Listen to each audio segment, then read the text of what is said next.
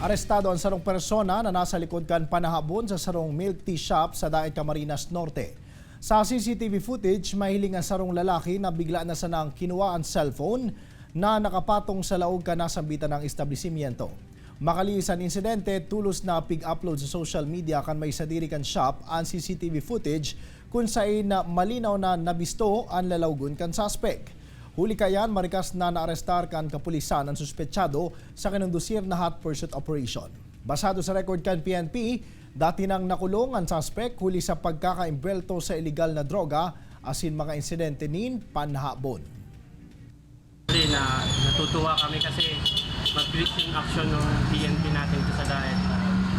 Hindi pa umabot ng gabi mayroon agad na resulta. I-encourage ko po kayo na sana po ay ipagbigay alam nyo po agad sa may authority o sa kapulisan na nakakasakop sa kanilang lugar upang ang kapulisan po natin ay makagawa agad ng aksyon.